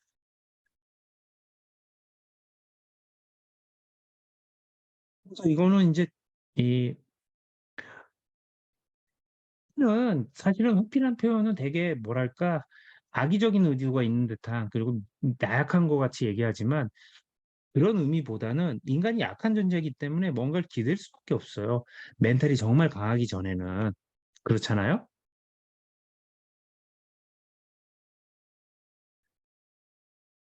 어, 우리가 이게 조금 여러분이 오해를 하고 있는데 신비한 거, 대단한 거 이게 대단한 게 아니에요.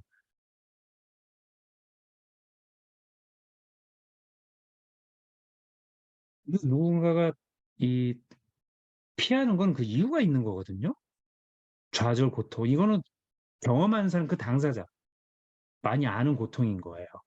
그러니까 어른들이 애들 보고 야 너는 그걸 가지고 뭘 어머니 돌아가셨는데 아이씨 곧 잊어버릴 거야 힘내. 이게 헛소리예요. 이런 게 폭력적 언어입니다. 그러면 옆에서 그 고통을 경험하지 않는 게 건강한 거냐? 그렇지 않아요. 인생에서는 태어나서 죽을 때까지 다양한 경험들, 고통들을 하는데 이거는 정해진 거고 어떤 면에서는 일어날 일들을 경험하는 거거든요. 그때 그거를 그냥 고통으로 받아들이고 아플 때 아프고 지나가는 거가 건강한 거고 그때 그 사람을 이용하지 않고 그 고통을 혼자 경험하도록 지켜봐 주는 게 제일 좋은 관계예요. 거기 괜히 껴가지고 그냥 이러니 저러니 그거는 내 불안을 투영하는 거죠. 그래서 여러분 이건 제가 뭐 얘기가 좀 딴 데로 새는 것 같아서는 그렇지만 어, 욕이라는 한국 드라마 이거 굉장히 철학적이고 유럽에서는 이게 왜 그러냐면 여러분 이거 한번 잘 보세요. 거기 유아인이 티벳인가 가죠. 거기 갔더니 무슨 일이 있어요. 괴물들이 나타나가지고 지옥으로 보내요. 그걸 보면서 얘가 신비 체험을 한 거예요. 깨달음을 얻은 거예요. 삶의 방황에서, 이 허망한 세상에서. 그러면서 뭘 합니까? 예언을 알리죠. 그러면서 거기에 삶을 지배하고 죽음을 통제하고 세상이 돌아가는 이치를 파악한다고 생각되는 신이 되죠. 신의 대리인이 돼요.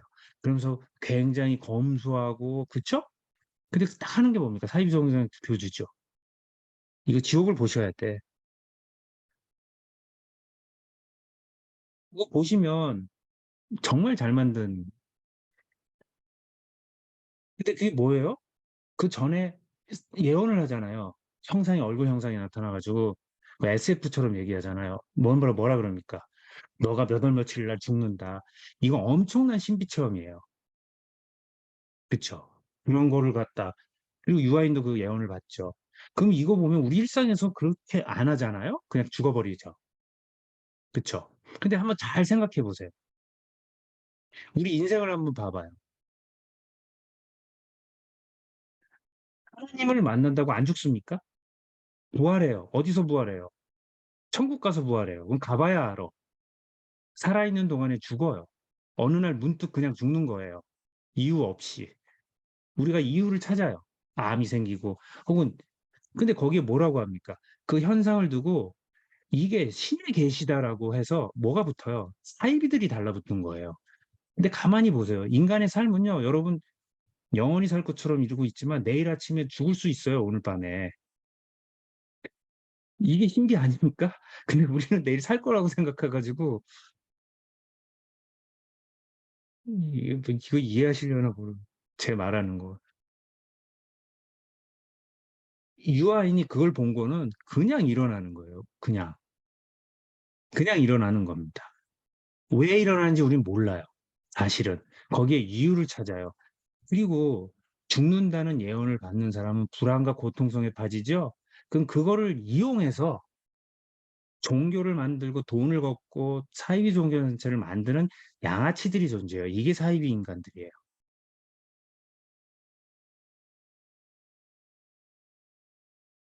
성경은 김성란 하고님 믿는 거니까 예, 알겠습니다. 하고님 생각 존중. 예, 근데 저는 그렇게 생각 안 하는 사람이니까 예, 그 다른 분들도 아시니까 예, 그리고 뭐 기독교 관련해서는 반대도 있는 생각을 할 수 있으니까. 근데 이제 이런 생각을 그쪽에서 보면 또 잘못된 생각이라고 할 수 있는데 우리가 이제 같이 살잖아요. 안 믿는 사람도 있으니까. 그러면 이제 믿는 이유가 있을 거예요. 또 김성환님 어떤 체험을 하셨거나 예, 그 체험도 근데 어느 정도 설명이 되고 그리고 그 체험이 없는데도 믿을 수 있어요. 그러니 사실은 진정한 신앙은 그런 체험 없고 가장 평범한 상황에서 내가 뭔가를 그냥 조용하게 믿는 거예요.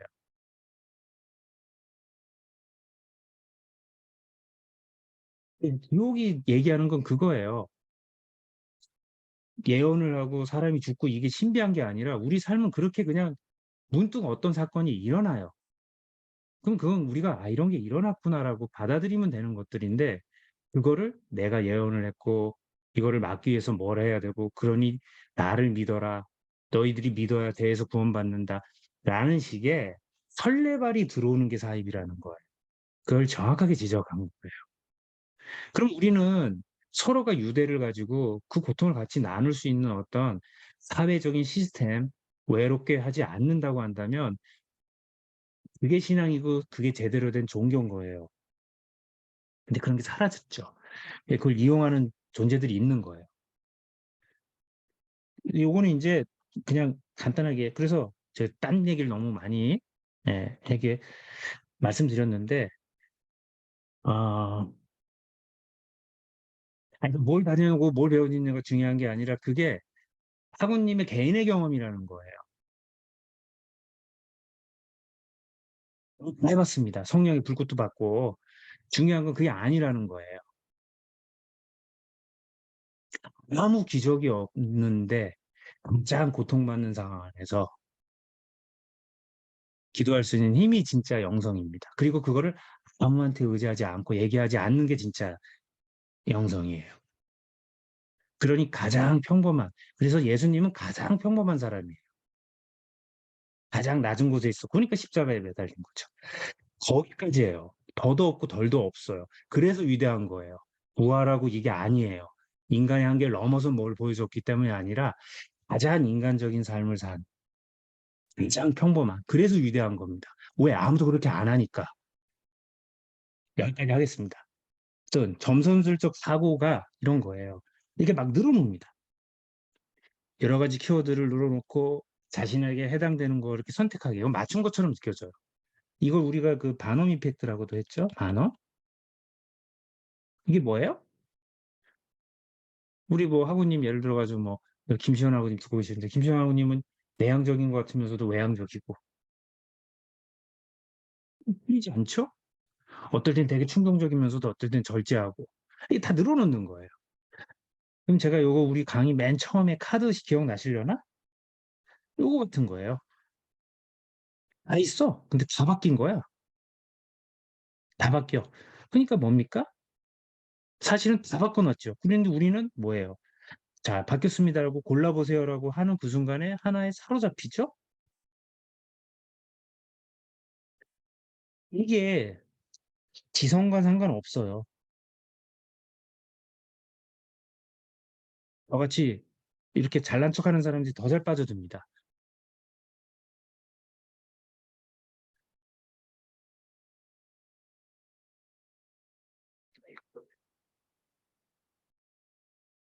예. 지 지옥을 한번 보십시오. 그 내용이 무슨 신비한 이게 내용이 아니라 명작입니다. 그렇게 하는 거예요. 자 그래서 이래요. 타로 카드 같은 거 볼 때 좌절, 은신, 도피, 실패, 멈춤, 모함 같은 의미를 가지고 있어야 하면 우리는 이 중에 하나를 경험합니다. 경험해요. 이게 점수를 하는 거예요. 그리고 사람들을 많이 대하면 뭐 영빨이 없어도 알아요. 이렇게 오면 40대 주부다. 아 그러면 뭐 문제되는 거는 뭐예요? 자녀 문제 아니면 남편과의 문제겠죠. 아니면 경제적인 거. 우리가 경험하는 고통은 사실 좀 뻔해요. 예. 돈이 많이 가진 사람은 많이 가진 대로 적은 사람은 적은 대로. 그러니까 이게 뻔하다는 얘기가 그 고통의 무게가 없다는 게 아니라 우리가 경험하는 게 남다르지 않다는 거예요. 평범하다는 거예요. 우리가 임사 체험도 다 비슷합니다. 터널의 끝에 누가 있고 불교 믿는 사람은 불교 부처님 보고 예수님 믿는 사람은 예수님 만나고 막 이래요. 그것도 이유가 다 있는 거야.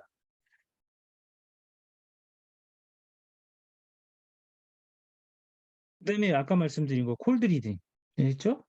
외향적인 것 같은데 왜 내향적인 면도 있죠? 예.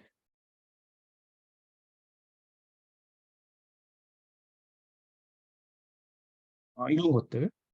되게 활발한 듯하면서 소극적인 면도 있고 금욕적이면서도 뭐 약간 성적으로 이렇게 막 불안한 데도 있고 이거 다 맞는 얘기예요. 이런 표현을 써요. 그다음에 인제 질문하기가 많이 쓰는 콜드 기법 중에 하나예요.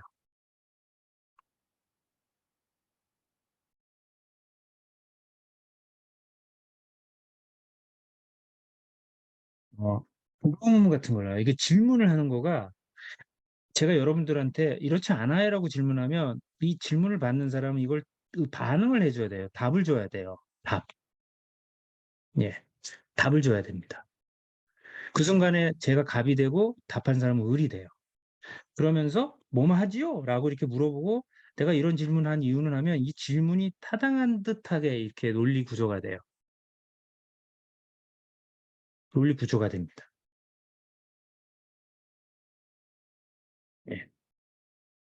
그다음에 인제 칭찬하기가 있어요. 그런 거 인제 우리가 잘 이렇게 하는 거죠. 위급한 상황에서는 빠른 결단을 내지만 다른 사람의 일에 있어서는 심사숙고해서 문제가 생기지 않도록 하는 성격이군요. 이거 우리 다 그렇잖아요? 기본적으로? 예. 이런 것들이 우리가 점술적 사고할 때 이게 점 볼 때 사용하는 점선술사 혹은 점쟁이들이 사용하는 기법이고 상담에도서 사실 우리가 은연중에 많이 인제 사용을 합니다. 자 그래서 세뇌는 이렇게 정의 내릴 수 있어요. 인지 레벨을 포함한 뇌 내 정보 처리에 개입해서 자 뇌 내 정보 처리면 여기 안에는 생각, 신념 이런 것들이 있어요. 경험들이 있죠. 이게 개입을 하는 거예요. 그리고 어떤 조작을 해요. 컨트롤합니다. 그래서 그 사람의 생각과 행동과 감정을 그 사람 본인이 나온 경험 안에서 하는 게 아니라 이 개입한 사람이 조작하는 거예요. 그래서 심리와 생리 수준의 특정 수단을 통해서 개입하고 여기서 중요한 건 여러분이 세뇌가 심리만 하는 것 같지만 사실은 생리 수준으로 개입합니다. 이게 굉장히 강력한 거예요. 그래서 이건 체험을 하게 합니다. 특히 요거는 신비 체험이에요.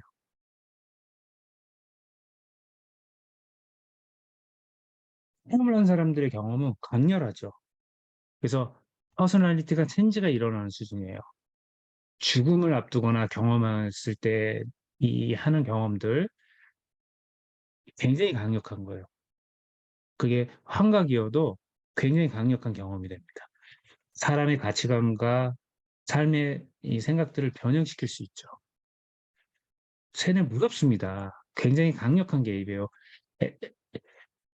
JMS 잘 안 없어져요. 없앨 수가 없는 수준이에요. 그거 없애려면 엄청난 에너지가 들어가니까 그렇게 에너지 그냥 돈도 안 주는데 할지도 않고, 예. 왜냐면 사람을 그래서 설득이 안 되기 때문이에요. 그런데 설득을 하려면 그 강력한 그 수준의 개입을 해야 돼요. 아, 몸 빌리고 그렇고. 그리고 인간이 이렇게 종교적인 거가 우리 인간의 본성이에요. 그래서 중요한 건 우리가 세뇌가 안 되는 게 아니라 건강한 세뇌가 되는 게 뭔가를 찾는 거가 더 중요합니다. 그래서 특정 수단을 통해서 여기 수단은 보통 트랜스라고 하는 정신현상을 만들어내요. 이럴 때 이제 여러 가지 것들이 있어요. 논리적인 어떤 접근도 있고, 알고 보면 다 개소리죠. 어, 약물을 이용하기도 하고, 최면을 사용하기도 하고. 그래서 체내를 치료하는 방법에 대해서는 나중에 기회가 되면 한번, 예, 트랜스를 만들어내고 이걸 이용해 가지고 개입하고 대상의 생각, 행동, 감정을 원하는 대로 조작해요. 문제는 이 조작이 문제는 아니에요. 왜냐하면 심리치료도 조작이에요. 예. 해리가 트랜스 현상과 유사합니다. 용어가 약간 다르고 이게 이제 현상이 달라서 이렇게 두 개의 용어가 좀 있다고 보시면 맞습니다. 이 조작이 비윤리적이라는 거예요. 그래서 사입이 종교인지 아닌지 구분하는 방법, 첫 번째 돈을 갖다 바치게 하는 거, 두 번째 몸을 갖다 바치게 하는 거, 그렇죠? 세 번째 도그마예요. 근데 도그마는 모든 종교가 도그마가 있어요. 예를 들어서 하느님을 믿는 거로 시작이 되지 안 믿는다고 하면 아무것도 아닌 거예요. 성경을 믿는 순간에 이게 되는 거라 그거는 전제가 제가 성경이 틀렸다 이게 말이 안 통하는 거예요. 예. 이용하는 게 들어가죠. 이용. 착취를 하는 거가 이제 들어가요. 자, 그래서 어떤 사람한테 요렇게 해서 착취를 하고 있다 그러면 이거는 사이비 종교인 거예요. 사이비 종교.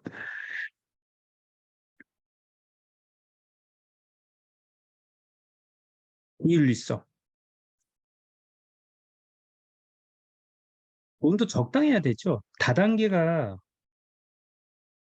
이게 불법이 아닙니다. 근데 유사한 마케팅 방법이 있어요.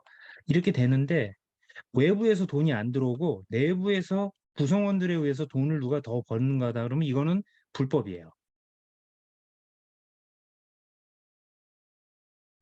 스플릿 이게 다단계로 구성이 돼 있어요. 이 다단계 구조는 굉장히 강력한 마케팅 시스템입니다. 인류가 만들어낸 최고예요. 예. 그래서 종교단체들이 대체로 다단계 구조가 되어 있고 불교도 마찬가지고 기독교도 그렇고 뭐 이슬람도 그렇고 그렇게 되어 있어요. 예. 카톨릭은 더 그렇죠. 예. 그리고 참여하는 사람들이 인제 경제적인 이걸 통해 가지고 단계를 인제 돌아가죠. 그리고 지켜야 어떤 룰이 있고 막 이런 것들이 있어요. 이거는 조직이 돌아가는 어떤 다단계는 전형적인 세뇌의 하나입니다. 다만 접근 방법이 종교적이지가 않은 거라는 거의 차이지 그쵸? 경변이나 이런 거가 없고 거기는 매뉴얼이 있죠. 그래서 얼마를 벌면 몇 다이아몬드 레벨이 되고 이런 식으로 가죠.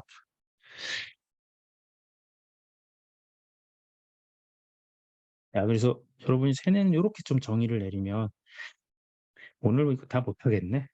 예. 그래서 요 세뇌란 말이 언제 처음 나왔냐면 이게 인제 에드워드 헌터라는 사람이 있어요. 이름도 참 재밌죠. 헌터야? 근데 사이비 종교를 사냥했는지 모르지만 이게 브레인워시 인 레드 차이나라는 게 있어요. 이 책이 이제 무슨 내용이 나냐면 오늘은 여기까지 설명드리겠습니다. 이게 세뇌란 말이 이게 이렇게 되나? 세자가 한자로? 그래서 뭐 뇌에 이렇게 찍는 그래서 브레인 와시예요. 이 사람이 이제 쓴 말이기도 한데 6.25 전쟁, 6.25 전쟁 때 많은 미군들이 포로로 갔어요. 중공군. 근데 포로 교환을 하는데 돌아오지 않는 사람들이 있어요. 아예 그냥 귀화를 해버려. 그러면서 중국을 돌아다니면서 미국 자본주의에 대해서 엄청 까요. 그래서 나중에 인제 이게 인제 평화 시기가 되고 나서 이 사람들을 연구를 좀 합니다, 이 사람이. 그러면서 쇠뇌를 하는데 레드 차이나가 여기 빨갱이란 뜻이에요, 공산당.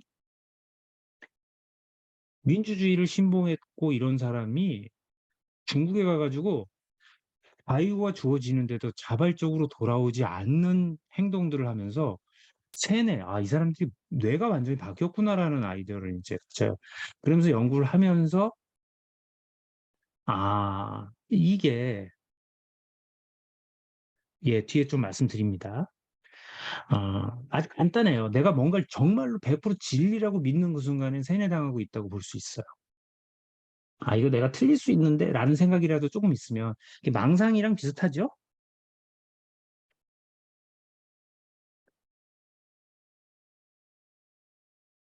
이게 참 무섭습니다. 왜냐하면 내 모든 걸 걸었는데 그게 가짜라고 믿는 순간에 그 벗어나고 싶겠습니까? 세뇌가 필요하죠. 예. 100% 확신해도 그 제가 잘못한 것 같네요. 예 여기서 인제 어떻게 하냐면 고문을 막 하고 이렇게 한 게 아니에요. 이게 우리가 보통 사용할 때 막 괴롭혀 가지고 이렇게 했을 때 받아들일 거랑 절대 그렇지 않습니다. 그건 폭력에 의한 거는 안 바뀌어요. 강압적인 거는요 마음 안에 이게 있기 때문에 겉으로는 하는 척하지 상대가 약해지면 뒤통수 깝니다. 그럼 진짜 세뇌는 뭐냐면 이 사람이 스스로 자발적으로 행위를 할 때예요.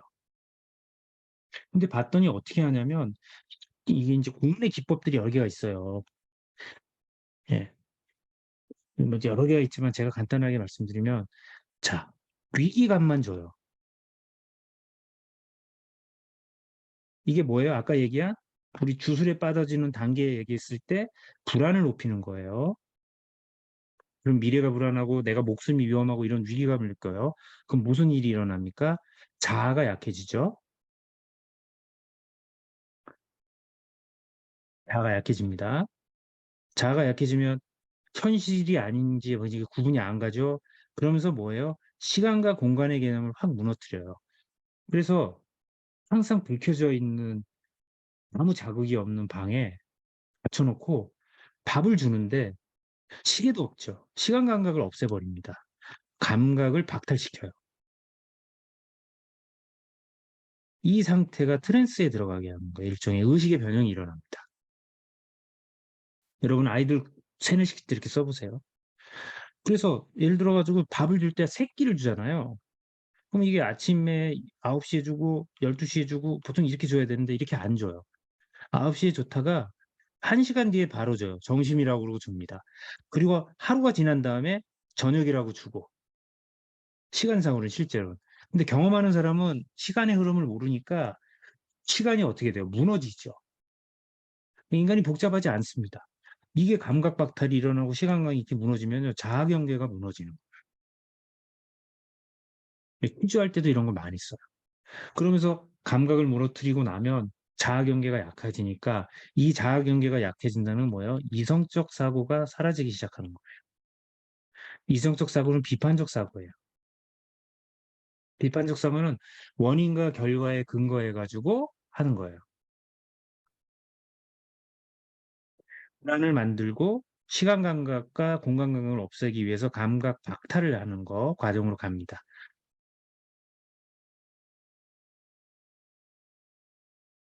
이렇게 되면 사고가 붕괴되죠 거의. 그런 와중에 위기감이 있으니까 안도감을 줘요. 잘해 주는 행동들을 합니다. 그리고 그러면 암시가 인제 작동하죠. 지시를 따르기 시작해요, 아주 사소하게. 그래서 요거는 사실은 볼펜 같은 거 놓고 집어 보라고 한다든가 요런 식으로 명령을 그냥 작은 것부터 따르게 하는 형태를 쓰기도 하고 다양하게 해요. 그리고 종이 하나를 주고 줍니다. 여기다가 자본주의 나쁜 점을 쓰게 합니다. 쫙 써요. 읽고 버럭 화내기도 하고 아무 반응을 하기도 안 하고 모든 통제를 할 수 있는 거가 세뇌를 가는 사람에게 가요. 자, 요거 우리 신입사원 되면 어디 가요? 신입생 연수하죠? 어디로 갑니까? 산으로 들어가죠. 응연할 때 산으로 들어가죠. 그리고 캠프, 기독교 캠프 가죠. 뭘 하는 거예요? 감각을 사실 박탈시키는 겁니다. 물론 거기 가서 굶기거나 그러진 않아요. 이건 좀 약간 엔지니어링 세팅이 좀 달라요. 이걸 셋업이라고 하는데 이거 배워서 나쁜 데 쓰시면 안 됩니다. 합니다. 써요. 또 쓰게 합니다. 계속 쓰게 해요. 그럼 이게 쓰는 게 자기 생각인 것처럼요. 이거 고쳐보라고 그러고 알려주지도 않기도 하고. 그럼 나중에 자기가 이렇게 써요. 그럼 벌써 이건 뭐예요? 내가 생각지도 않은 어떤 사고방식이나 이런 걸 내가 받아들이는 거예요. 그리고 나서 사람들한테 발표를 하게 합니다.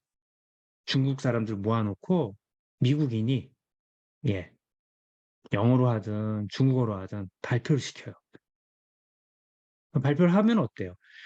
내가 생각이 달라진 걸 내 행동으로 했죠. 그래서 뭐가 생겨요? 인지 부조화가 생겨요.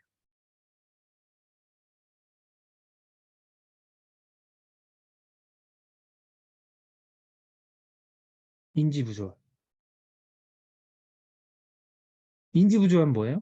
나는 자본주의, 민주주의를 이렇게 하는데 이게 사실 달라요. 자본주의와 민주주의는. 근데 공산주의가 좋다고 하고 자본주의를 비판한 거예요. 내 이 행동을 했어요. 내 생각은 이건데 행동을 한 거죠. 행동은 눈에 보이죠. 관찰 가능하고 내가 하는 행위야. 생각은 그거에 대한 생각인데 이 생각과 이게 서로 안 맞죠. 그러면 내 이미 저지른 행동을 내가 못 바꾸죠. 그럼 뭘 바꿔요? 인지부조화? 이걸 바꿔요. 생각을 다로 만듭니다.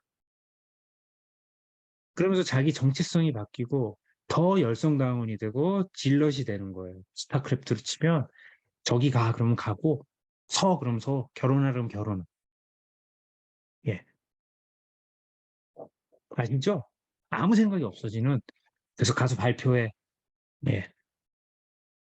사실 인지부조화는 뭐 여기서 쓰는 그 인지심리학적 설명이고 사실은 이 안에 이제 다양한 형태의 다른 또 요소들이 있을 수 있습니다.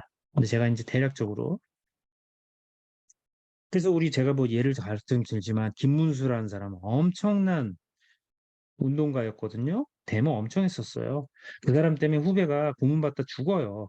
이름도 안 밝히고. 그런데 변절하죠. 제가 볼 때 변절이고 그 사람은 뭐 진리를 찾았다고 할 수도 있고. 그러니까 더 어때요? 더 막 나가죠? 심하게 해요. 더 합니다. 왜? 그걸 내가 그렇지 않다라는 걸 프루브를 해야 되는 거예요. 이런 걸 정말로 질럿이라고 하죠. 질럿.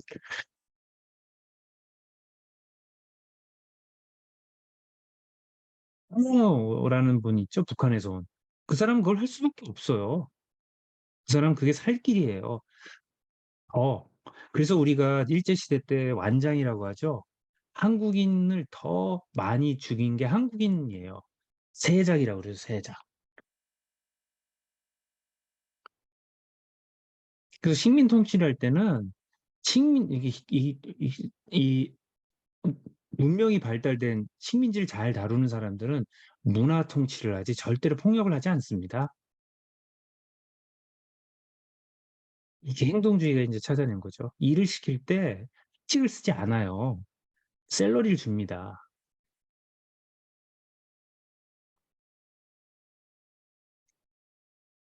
그렇게 했는데 그거 할 필요 없죠. 그러니까 공산주의의 심정부에 있던 사람이 와 가지고 그 하는 것 자체가 더 해야 되는 그 심리적인 딜레마가 있습니다.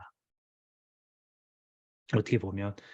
우린 있어요. 그 미국 주체사상 만든 철학자가 한국에 기여하잖아요. 그분은 조용하게 지내서 양심은 있는 것 같긴 해. 특히 뭐 빨갱이든 뭐든. 예. 그러니까 공산주의 앞잡이가 되면 더 많은, 그쵸? 혹은 어,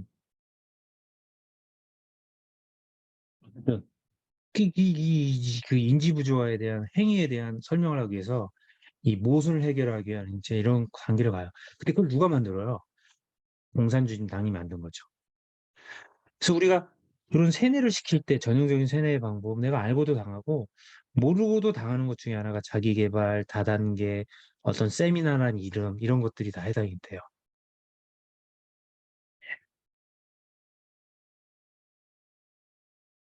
그래서 여기까지 하고 오늘은 마치겠습니다.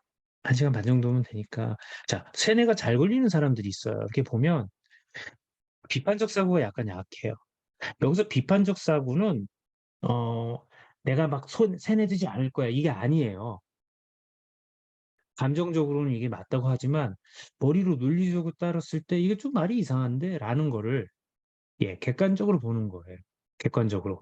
객관적으로 본다는 건 나의 개인적 경험을 벗어나가지고 다양성을 가지고 사유할 수 있는 비판적 사고.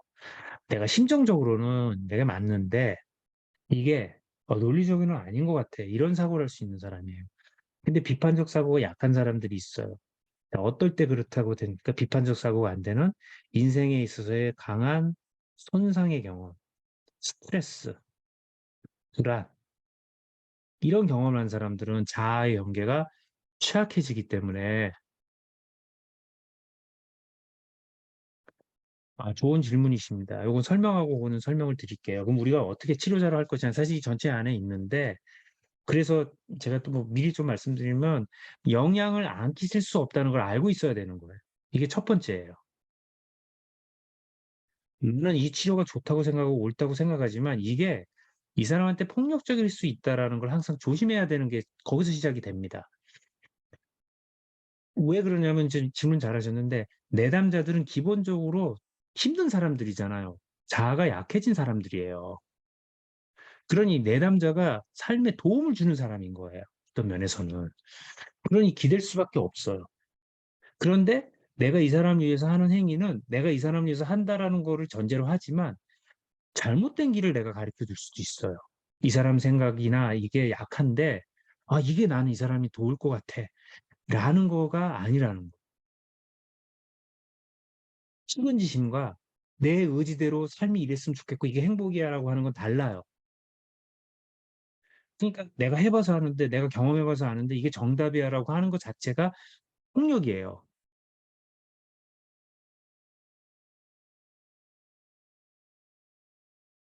훈련하는 것 자체는 훈련이 덜 된 거죠. 예, 그건 내담자가, 그러니까 상담자가 자아가 약한 거예요. 그건 나중에 한번 다른 약간 개가 있어가지고. 자, 그래서 세뇌 잘 걸리는 사람, 근데 이거 보세요. 비판적 사고 약한 사람, 자아가 약한 사람, 힘든 사람이죠. 또 어떤 사람이 있어요? 어린 사람. 아우, 20대 젊은이들 얼마나 착합니까? 제가 경기대 강의하는데 3살의 학생들이랑 달라요. 예. 여기 이제 문제 한번 잘못 내면 난리 나잖아요. 근데 거기 그런 거 없습니다. 약해요. 순수하니까. 그러니까 JMS가 어디를 노렸어요? 대학교를 노렸죠. 방황하는데 답을 찾고 있는 사람한테 방황한다는 건 뭐예요? 세상 불안정하고 믿을 사람이 없고 근데 하나님의 진리 성경을 200번 읽어가지고 묻는 질문을 구라치는 거 그거 뭐 그 머리가 나쁘니까 200번 읽지 그 로직이라는 거는 사실 심플한 로직인데요. 구약은 옛날 이야기, 신약은 사랑이 핵심이잖아요. 이렇게 얘기하면 또 싫으시겠지만 핵심은 그거예요. 예? 하나님이 널 사랑하듯이 네 이웃을 사랑하라. 그게 다 정리예요. 예수님이 위대한 게 그거예요. 그것 때문에 십자가에 달리신 거잖아요. 그러니까 그 시대에 가장 비천한 인간들, 가난한 사람들의 뭡니까? 희망이 된 거죠. 그러니까 힘을 얻고 그러니까 양아치들이 무서워가지고 십자가에 단 거죠. 그럼 생각해보세요. 하나님 아들인데 그거 왜 기적을 안 일으켰어요? 부활하셨다고 하는데 그 부활을 왜 합니까? 야, 나 안 아파 찔러도 이러면 되는데 그렇게 안 하죠. 인간의 고통을 그대로 다 받으시고 받아들이셨죠. 그게 위대하다는 거예요. 부활한 하느님이 위대한 게 아니라. 근데 거기 보면 막달라 마리아는 뭐예요? 베드로 그다음에 야고보인가요? 그 도마인가? 부활해서 왔는데 못 믿잖아요. 그러니까 구멍 뚫린 그 허리인가? 이거 만져보고 나서 예수님이라고 하잖아. 막달라 마리아 그게 없죠. 막달라 마리아가 이게 진짜 예수님이야 막 이게 아니에요. 자기 신앙에 관련돼서 여자들의 신앙이 성숙한 게 있어요. 딴소리를 가서 그런데 자 비판적 사고가 약한 사람, 자아가 약한 사람 이렇게 되고 어린애들, 6세 밑에 아이들. 그다음에 자기계발 명상 이건 뭐예요? 명상 말씀하셨는데 이게 자기계발도 그렇고요. 가면 에고를 지우는 작업이 들어가요. 셀프. 예. 셀프가 들어갑니다. 셀프를 지워요. 이건 뭐예요? 요거를 피하게 하는 거예요. 야, 이거 묻지 마. 외워. 받아들여? 안 받아들이면 묻지. 이렇게 가요. 자의 상실을 강요하죠. 그러니 여러분이 신앙을 제대로 하려면 철저하게 질문을 해야 돼요. 그때 옥석이 가려지고 쌀과 모래가 섞이지 않습니다. 은유가 은유인지 직유가 직유인지 이게 어떤 사실을 얘기한 건지를 알게 돼요. 이게 뒤섞이면 씹지도 못하고 건물도 못 지웁니다. 자의 상실을 가면. 명상이 효과적이긴 한데 명상을 해야 되는 사람은 자아가 건강한 사람입니다. 병이 있거나 이런 사람은 오히려 더 예, 잡아줘야 돼요. 그럼 건강한 자아는 뭐예요? 사랑하는 애착의 대상이 현실에 있는 사람. 이게 리얼리티가 있는. 리얼리티가 있다는 건 뭐예요? 상식의 많은 사람들이 옳다고 생각하는 거를 믿는 사람. 그래서 이걸 우리는 기독교에서 뭐라 그럽니까? 하느님은 상식의 하나님이라고 그랬어요. 이적을 행하는 거 악마입니다. 기적을 행하는 거 악마예요. 초월 능력 있는 거 악마예요. 신비 체험을 강조하는 거 맞다. 사탄이 끼어들어간 거예요. 신비는 뭐예요? 푹 자고 아침에 눈 뜨고 새끼 밥 먹고 자기 밥그릇 씻고 남한테 피해 주지 않는 그 이상도 아니고 이해도 아니죠. 어떻게 보면. 하늘을 날고 무리를 걷고 그런 거 아닙니다. 그래서 우리가 자아를 유지하는데 이게 약한 사람, 세뇌에 잘 걸린 사람은 이 경계가 무너져 있다라는 거예요. 자아 유지의 3원칙이 있다. 기억이 우선은 우리가 기억이 존재해요. 이걸 스토리 셀프라고 합니다. 이야기로 구성돼 있어요. 그다음에 내 몸이 이게 체감각의 동일성이라는데 해리 증상은 이게 약한 거예요. 내가 현재 경험하는 거가 내 경험 같지 않은 거예요. 요게 내 몸을 센싱하는 뇌의 어떤 영역이 지금 뭔가가 이렇게 문제가 있는 거예요. 최면도 여기에 들어가요. 근데 이 동일성이 있어야 돼요. 조현병이 심하면 이게 깨져요. 그래서 자기가 명령받아요. 자기 목소리로 야, 배 칼로 긁어. 안 아픕니다. 통증을 느끼면서도 해요. 이게 깨져서 그래요. 그다음에 인지주체 연속성이라는 거는 이런 설명이 아니라 그냥 내가 이런 경험을 하고 있다라는 현재 몸은 주체의 느낌이 있어요. 내가 이 경험을 하고 있고 이렇게 있고 이걸 이제 동반반출이라는 심리학적 용어, 그러니까 생물학적 용어가 있어요. 동반반출. 이게 되는 거예요.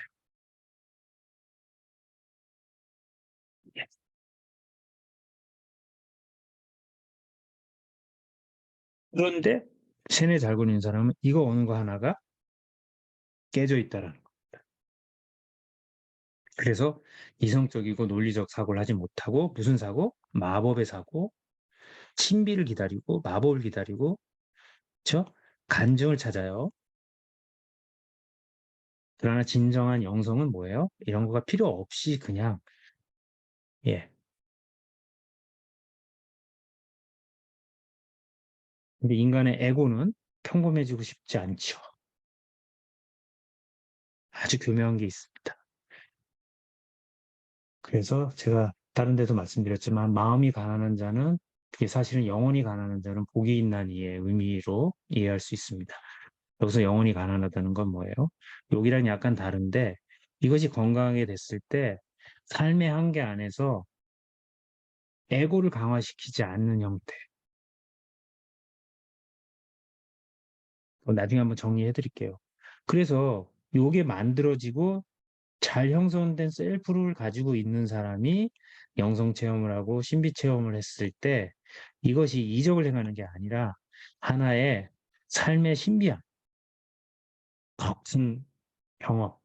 그리고 이건 굉장히 사적 경험이에요.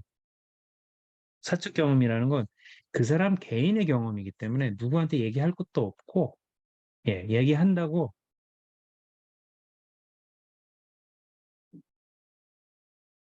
달라지는 경우입니다. 오늘은 여기까지 하도록 하겠습니다. 혹시 뭐 궁금한 거 있으십니까? 뭐 세뇌 잘 걸리는 사람? 예. 그럼 세뇌 어떻게 되는지 이제 다음 시간에 우리 세 번째 시간이겠네요. 자, 신체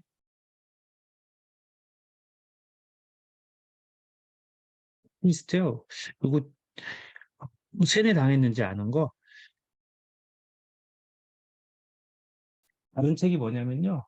예, 그 책이 훨씬 더 좀 진화된 책인데, 이건 사실은 이제 마케팅으로 제가 여러분들 좀 소개시켜주고 온 책인데, 거기 그 작가가 잘 써놓은 게 있습니다. 인간이 그 설득당하는 게 대단한 것 같지만 대단한 논리가 아니라는 건데, 초전 설득이라는 게 있어요.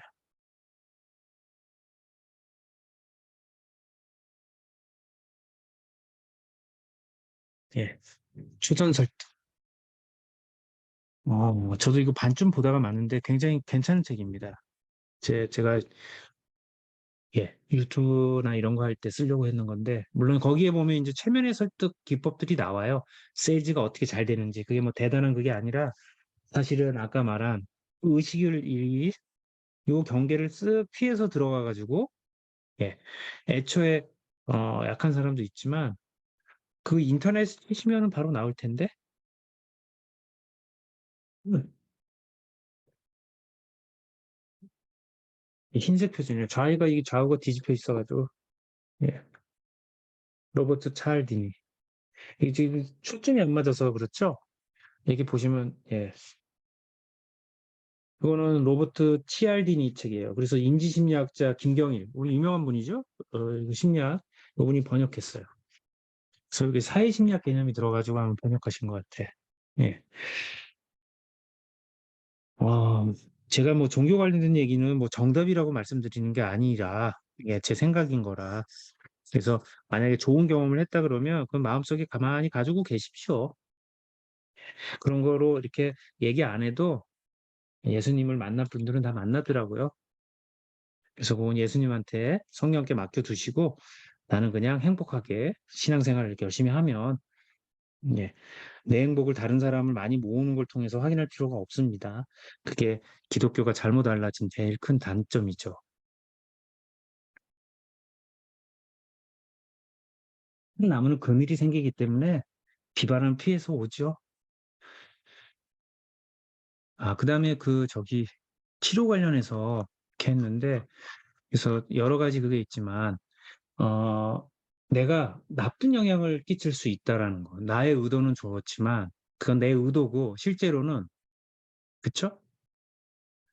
물을 마셔서는 안 되는 사람이 목말라 하면 그 사람은 물을 먹으면 안 되죠. 근데 목마르기 때문에 물을 먹여야 된다는 건 내 생각이에요.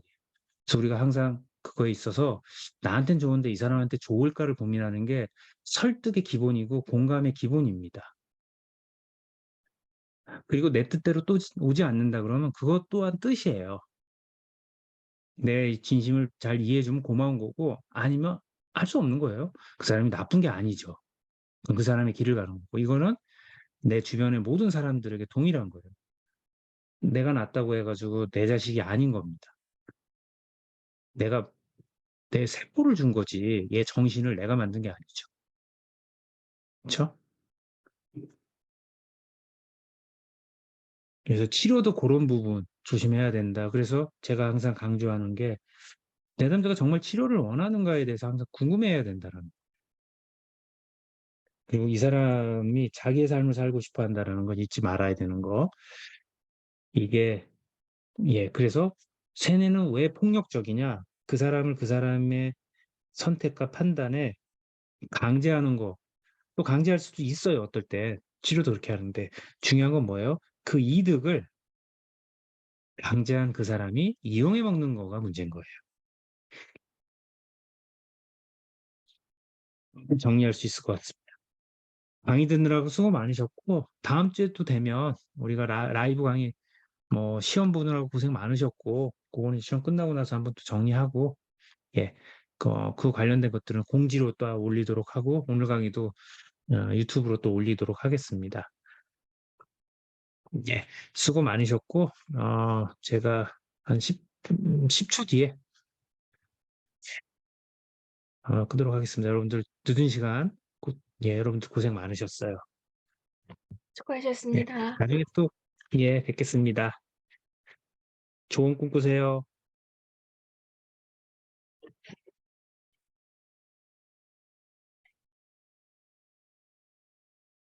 예, 좋은 시간 되십시오. 이제 나가겠습니다.